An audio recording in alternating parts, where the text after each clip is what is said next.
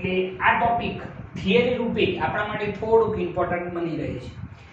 સંપાતપણાનો જે સિદ્ધાંત છે એ સિદ્ધાંતને જો આપણે લખવો હોય તો એ સિદ્ધાંત શું કહે છે જરા સમજજો. કે સપોઝ એવું વિચારીએ કે અત્યાર સુધી આપણે જે કુલમનો નિયમ ભણ્યા છે એની અંદર કોઈ પણ બે વિદ્યુતભારો હતા અને એમની વચ્ચે લાગતું જે વિદ્યુતીય બળ હતું એ આપણે એક સૂત્ર વડે આપતા હતા F બરાબર K Q1 * Q2/r². પરંતુ હવે ટોપિક થોડોક ચેન્જ થઈ રહ્યો છે. હવે ક્વેશ્ચન એ છે કે જો બે કરતો વધુ વિદ્યુતભારો હોય, 3 હોય, 4 હોય, 5 હોય કે પછી ગમે તે એકલા હોય અને એની અંદરથી કોઈ એક જ વિદ્યુતભાર પર બાકીના બધા વિદ્યુતભારો વડે કંઈક ના કંઈક બળ લાગતું હોય તો એ સ્થિતિમાં શું કરવું પડશે? તો એના માટે આ સિદ્ધાંત આપણે સમજવાનો છે. સંપાતપણાનો સિદ્ધાંત જેને આપણે કહેલો છે. જે સિદ્ધાંત લખવો હોય તો શું લખવામાં આવશે જરા સમજજો. જ્યારે કોઈ વિદ્યુતભાર પર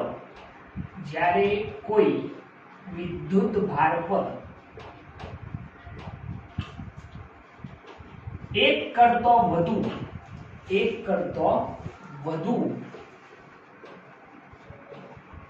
કુલંબ બળો લાગતા હોય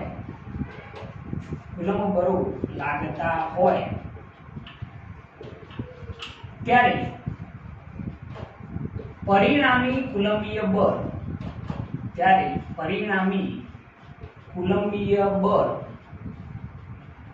દરેક સ્વતંત્ર કુલંબીય બળના સદિશ સરવાળા જેટલું હોય છે.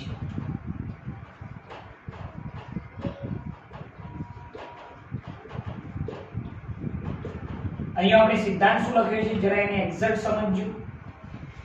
જ્યારે કોઈ વિદ્યુતભાર પર એક કરતો વધુ કુલંબીય બળો લાગતા હોય ત્યારે પરિણામી કુલંબીય બળ દરેક સ્વતંત્ર કુલંબીય બળના સદિશ સરવાળા જેટલું હોય છે. મતલબ શું થયું? સમજી લો કે ઘણા બધા વિદ્યુતભારો છે અને એની અંદરથી કોઈ એક જ વિદ્યુતભાર પર બાકીના બધા વિદ્યુતભારો વડે જો બળ લાગતું હોય તો એ વિદ્યુતભાર પર લાગતું પરિણામી બળ દરેક સ્વતંત્ર બળના સદિશ સરવાળા જેટલું હોય છે. આ સિદ્ધાંતને સમજવા માટે આપણે એક રચના સમજીએ.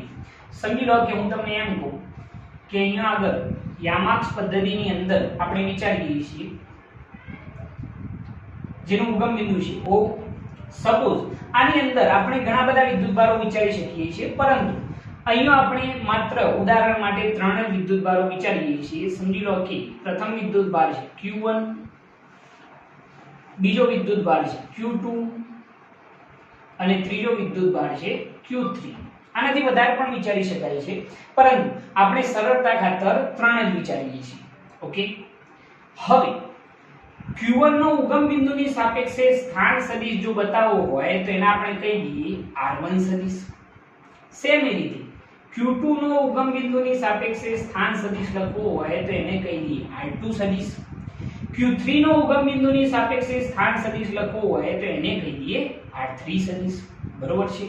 ઓકે. તો આ 3 વિદ્યુતભારોનું એક તંત્ર છે જેની અંદર આપણે ઉગમ બિંદુની સાપેક્ષે સ્થાન સદિશો દર્શાવેલા છે. Q1 નો સ્થાન સદિશ કેટલો છે? R1 સદિશ. Q2 નો કેટલો છે? R2 સદિશ અને Q3 નો R3 સદિશ છે. હવે આપણે વ્યાખ્યા મુજબ કે જ્યારે કોઈ વિદ્યુતભાર પર એક કરતો વધુ કુલંબીય બળો લાગતા હોય ત્યારે પરિણામી કુલંબીય બળ દરેક સ્વતંત્ર કુલંબીય બળના સદિશ સરવાળા જેટલું હોય છે. એટલે કે અહીંયા આગળ આપણે એવું વિચારીએ કે અહીંયા આગળ જે Q1 વિદ્યુતભાર છે એ વિદ્યુતભાર પર Q2 વડે કંઈક ના કંઈક બળ લાગે છે અને Q3 વડે પણ એના ઉપર કંઈક ના કંઈક બળ લાગે છે. તો એના ઉપર લાગતું પરિણામી બળ કેટલું થાય? તો બંનેના સદિશ સરવાળા જેટલું થશે. એ વસ્તુને સમજવા માટે સપોઝ હું એમ કહું કે Q2 વડે Q1 પર લાગતું બળ જેની દિશા કંઈક આ દિશામાં હશે. લાસ્ટ ટાઈમ આપણે વાત કરી ચૂક્યા છીએ કે કુલંબીય બળ બંને વિદ્યુતભારોને જોડતી રેખા પર જ હોય છે. અહીંયા આગળ Q2 વડે Q1 પર લાગતું બળ જેને દર્શાવવા માટે આપણે સંકેત શું યુઝ કરીશું? F સદિશ 1 2. કોના વડે? યાદ કરો, જેના વડે લાગવું હોય કે આવે છે પાછળ. Q2 વડે Q1 પર લાગતું બળ F સદિશ 1 2 આવશે. બરોબર છે? એ જરા લખવું હોય તો શું લખવામાં આવશે જરા જોજો કે Q2 વડે q1 પર લાગતું બળ, જો આપણે લખવું હોય તો એને શું લખીશું? f સદિશ 1 2 ઇઝ ઇક્વલ ટુ, યાદ કરો k q1, k ની જગ્યાએ કદાચ લખવું હોય તો તમે લખી શકો છો 1/4 pi epsilon 0, બરોબર છે ને, k ની જગ્યાએ. તો q2 વડે q1 પર લાગતું બળ f સદિશ 1 2 બરાબર k, k ની જગ્યાએ શું લખ્યું છે આપણે? 1/4 pi epsilon 0 ઇન્ટુ કયા બે વિદ્યુતભારો છે? તો q1 ઇન્ટુ q2 અપન એ બંને વચ્ચેના અંતરનું મૂલ્ય. યાદ કરો q2 થી q1 તરફ બળ લાગી રહ્યું છે એટલા માટે એનું સ્થાન સદિશ લખવું હોય તો r સદિશ શું થશે? 1 2, કારણ કે કઈ તરફથી? q2 તરફથી કઈ તરફ? q1 તરફ લાગતું બળ છે એટલા માટે એનું સ્થાન સદિશ શું થશે? r સદિશ 1 2, બરોબર છે. તો એનું મૂલ્ય કેટલું થાય? તો r12 નો શું આવશે? સ્ક્વેર, અને એનો એકમ સદિશ શું થશે? r caret 1 2. ક્લિયર છે આ વસ્તુ? તો આ વસ્તુ સૌપ્રથમ આપણે સમજવી પડશે, જે આપણે લાસ્ટ ટાઈમ પણ સમજી ચૂક્યા છીએ. શું લખેલું છે મેં? કોના વડે? q2 વડે q1 પર લાગતું બળ f સદિશ 1 2 બરાબર 1/4 pi epsilon 0 into q1 into q2 અપન એ બંને વચ્ચેનું અંતર, અંતરનું મૂલ્ય લખવાનું છે એટલા માટે શું થશે? r12 નો સ્ક્વેર ઇન્ટુ એનું એકમ સદિશ r કેરેટ 1 2, બરોબર છે, કારણ કે આ સદિશ સ્વરૂપ છે અને સદિશ સ્વરૂપ માટે એની સાથે શું દર્શાવવું પડશે? મૂલ્ય સાથે એનો શું આવશે? એકમ સદિશ આવશે, બરોબર છે ને? ઓકે, હવે નેક્સ્ટ પોઝિશન એવી આવશે કે q3 વડે પણ q1 પર કંઈક ના કંઈક બળ લાગે છે. એ બતાવવું હોય તો આપણે કંઈક આ રીતે બતાવી શકીએ છીએ, બરોબર છે. એને શું દર્શાવવામાં આવશે? f સદિશ 1 3, કારણ કે કોના વડે લાગે છે? q3 વડે q1 પર લાગતું બળ છે એટલા માટે શું આવશે? f સદિશ 1 3. તો એના માટે આપણે લખીએ તો q3 વડે q1 પર લાગતું બળ f સદિશ 1 3 બરાબર k, k ની જગ્યાએ શું લખવામાં આવશે? 1/4 pi epsilon 0 ઇન્ટુ કયા બે વિદ્યુતભારો છે? તો q1 અને બીજો કયો છે? q3, એટલા માટે શું આવશે? q1 ઇન્ટુ q3 અપન એ બંને વચ્ચેનું અંતર, આ ડિસ્ટન્સ આવશે. ઓકે, q3 થી q1 તરફ બળ લાગી રહ્યું છે એટલે એનું સ્થાન સદિશ લખવું હોય તો શું થઈ જશે? r સદિશ 1 3, કારણ કે કઈ તરફથી? q3 થી q1 તરફ બળ લાગી રહ્યું છે એટલે એ બંને વચ્ચેના અંતરનો સ્થાન સદિશ શું આવશે? r સદિશ 1 3, અને એનું જો મૂલ્ય લઈએ અંતરનું તો શું થઈ જશે? r13 નો સ્ક્વેર. મેં તમને કહેલું છે કે અંતરના મૂલ્ય માટે તમારે અહીંયા જોવાનું કે જે તરફથી જે તરફ બળ લાગતું હોય એના માટેનો સંજ્ઞા શું આવશે? f સદિશ 1 3, અને એ બંને વચ્ચેનું અંતર શું થઈ જાય? r13. અહીંયા 1 3 હોય તો અહીંયા પણ 1 3 જ આવશે. ઓકે, હવે આ થયું એનું મૂલ્ય, એની સાથે એનો એકમ સદિશ લખવું હોય તો r કેરેટ શું થઈ જાય? 1 3, કારણ કે આપણે જાણીએ છીએ કે સદિશ બરાબર શું થાય? મૂલ્ય ગુણ્યા એનો એકમ સદિશ. આ વસ્તુ આપણે સમજ્યા ને ગઈકાલે કે એકમ સદિશ બરાબર સદિશ ભાગ્યા સદિશનું શું થાય? મૂલ્ય થાય. તો અહીંયા આપણે આ સદિશ સ્વરૂપ બતાવી રહ્યા છીએ તો સદિશ બરાબર શું થઈ જાય? મૂલ્ય ગુણ્યા એનો એકમ સદિશ. તો આ સદિશ બરાબર આ થયું એનું મૂલ્ય અને એની સાથે એનો શું આવ્યો? એકમ સદિશ આવે છે, બરોબર છે. ઓકે, હવે આ થઈ ગયું q3 વડે q1 પર લાગતું બળ.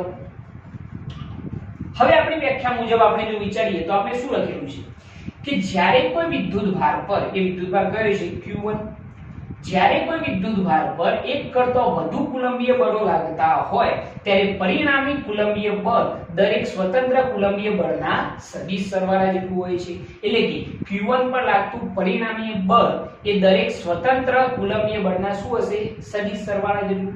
જો આ બંને બળો જે લાગે છે એનું પરિણામી બળ શોધવું હોય તો એ આ દિશામાં આવશે.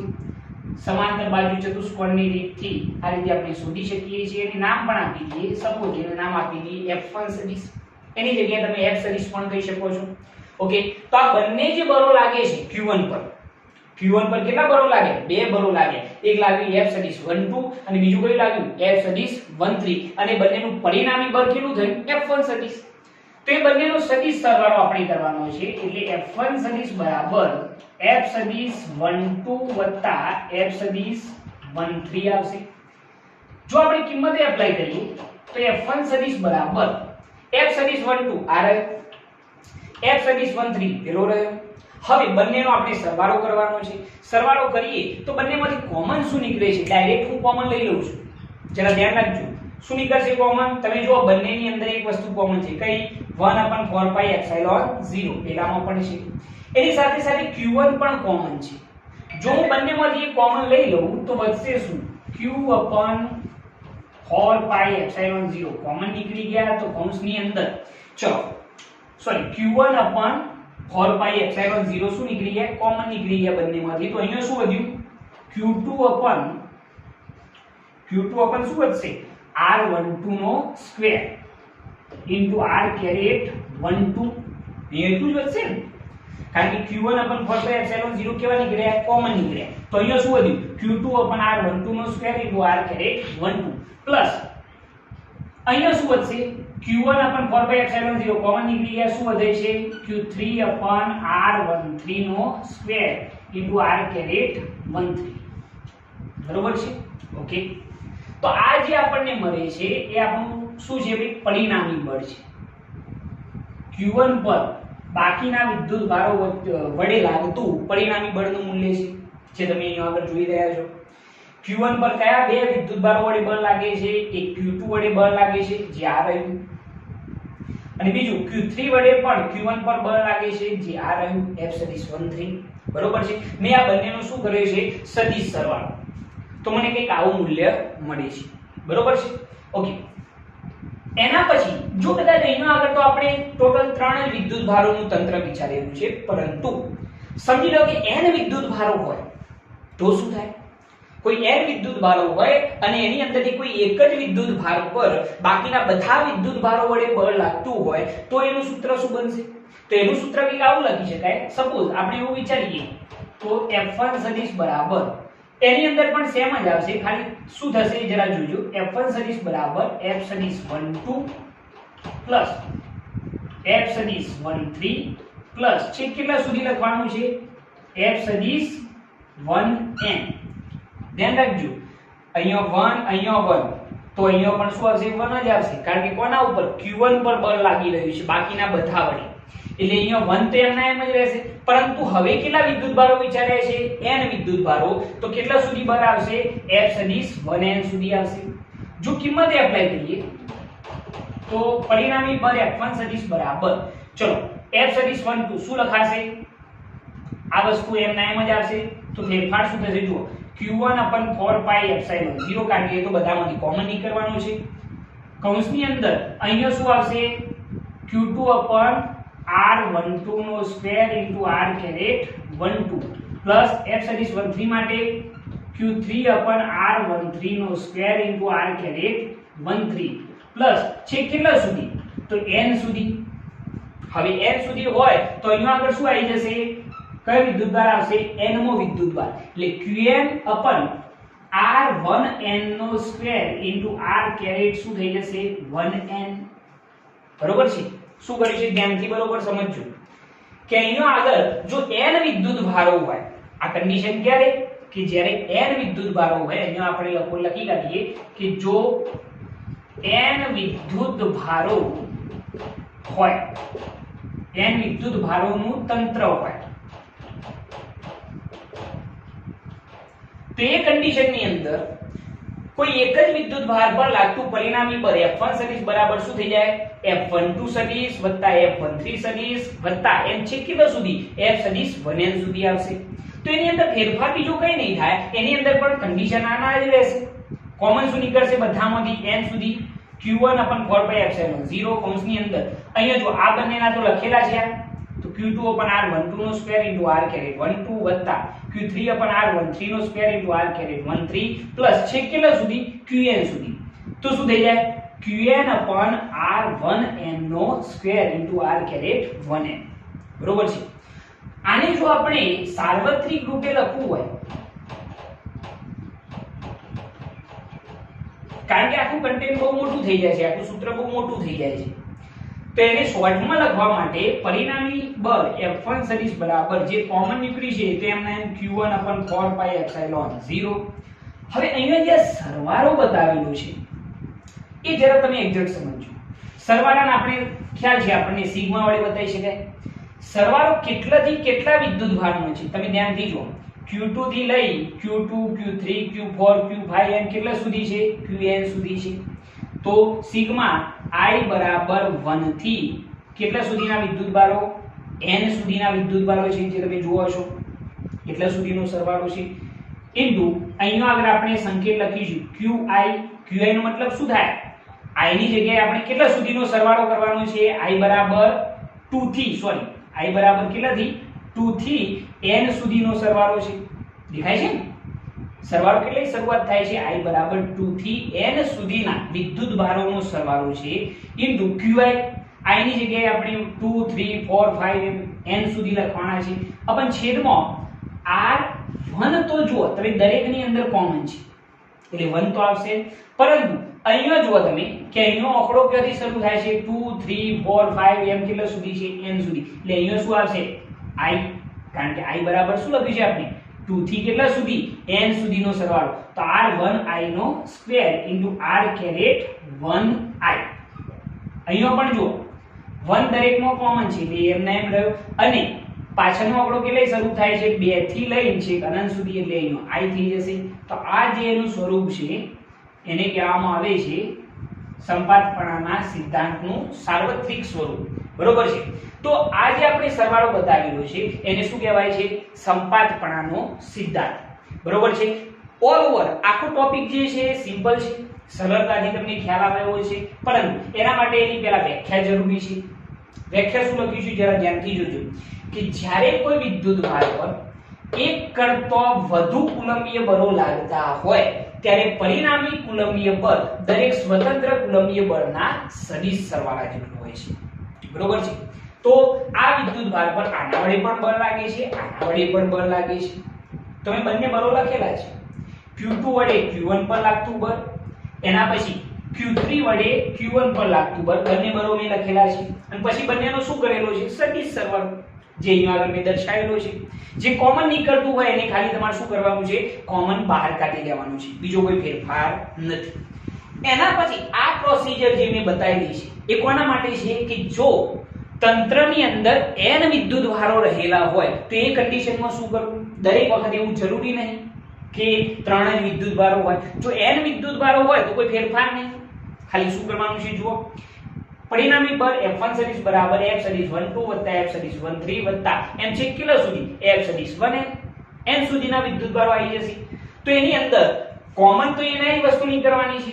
અંદર શું વધશે? આ બે સ્ટેપ તો એમના એમ છે, પ્લસ છેલ્લું nમું સ્ટેપ શું આવશે? વિદ્યુત ભાર કેટલા સુધી? n સુધી. તો qn/r1n નો સ્ક્વેર * r કેરેટ 1n. અને આ એનું શું થઈ ગયું? સાર્વત્રિક સ્વરૂપ. તો આ રીતે આપણે સંપાતપણાનો સિદ્ધાંત સમજી શકીએ છીએ, જેની મદદથી આપણે નાના મોટા ક્વેશ્ચન સોલ્વ કરી શકીએ છીએ. એટલે આ ટોપિક આપણા માટે થોડોક મહત્વનો રહેશે. જો મિત્રો તમને અમારી આ ચેનલ પસંદ આવતી હોય તો અમારી આ ચેનલને લાઈક કરો, શેર કરો, સબસ્ક્રાઇબ કરો અને બેલ આઇકન ચાલુ કરો, જેથી અમારા આવનારા વિડીયો તમને મળતા રહે. જય હિન્દ.